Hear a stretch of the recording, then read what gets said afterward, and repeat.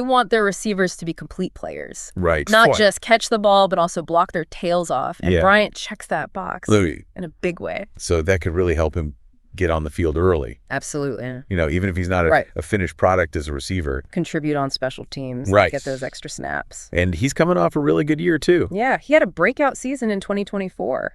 Yeah. Career highs in receiving yards and touchdowns. So that's a guy who, you know, the potential's there. For sure, he's trending in the right direction. Yeah. He's a guy who could really, you know, blossom. With the right coaching. With the right opportunity. Right. Absolutely. So moving on to the 5th round. All right. 5th round. Nick Nash from San Jose State. This guy is a stat sheet stuffer. Yeah, he put up some crazy numbers last year. Oh, yeah. He was one of the most productive receivers in the entire country. Yeah. Just dominating the Mountain West. Yeah, 1,382 receiving yards. And 16 touchdowns. Yeah, it's hard to ignore those kinds of numbers. It is. You can't just dismiss that. But he didn't really do much before last year. Right. That's the question mark. Yeah, so is this like a one-year wonder, or is this like... Is this the real deal? Yeah, is this who he is now? Yeah. Did he just figure it out? Right. Or was it a fluke? Yeah. That's what scouts will be trying to figure out. Right. I mean, you look at his stats from 2 years ago. Right. 6 catches for 62 yards. Yeah. That's a far cry from what he did last year. So there's definitely some risk involved. Right. But the potential reward could be huge. And there are some concerns about his run blocking. Yeah, that's a knock against him. Yeah, and his 40 time wasn't great. 4.57, not ideal. But still, you know, you see that production. You got to respect the production. And you wonder, like, you know, maybe he's a guy who... A late bloomer. Yeah, maybe he's just a late bloomer. Happens all the time. Right. Sometimes it just clicks. Yeah. And the light bulb goes on. So let's move on to the 6th round. Round 6. Isaac Tesla from Arkansas. Now, this is an interesting story. Yeah, he's got kind of a unique journey. Yeah, he started out at the Division II level at Hillsdale College. Right here in Michigan. Right here in Michigan. Yeah. And he was just dominant. Yeah. Putting up crazy numbers. Yeah, and then he decided to transfer to Arkansas. Wanted to challenge himself. Yeah, wanted to see how he'd stack up against SEC competition. Right.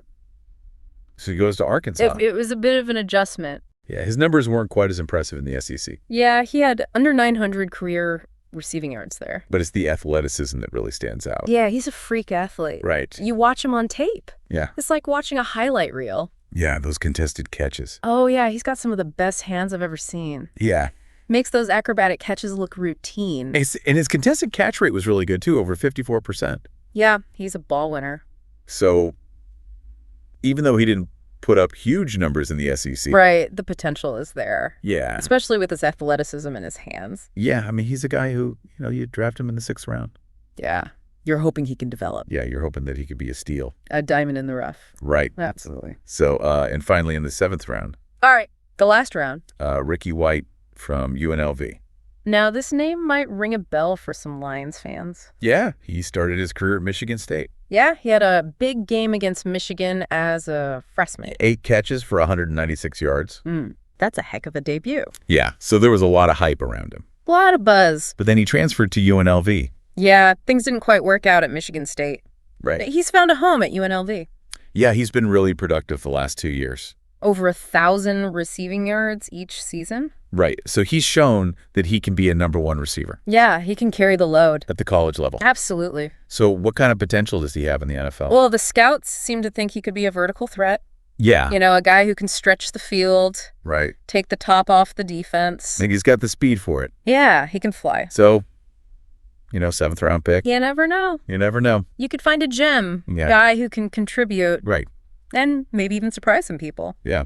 So that's a look at some of the wide receivers that the Lions could be targeting in the 2025 draft. Yeah, a lot of good options. Yeah, we went through all 7 rounds. All 7. We talked about, you know, not just the names, but the skills, the potential fit, the potential fit, the upside, right. and the question marks. Yeah, so it's a pretty interesting group of players. It is. So now we want to hear from you. Yeah, what do you think? What do you think?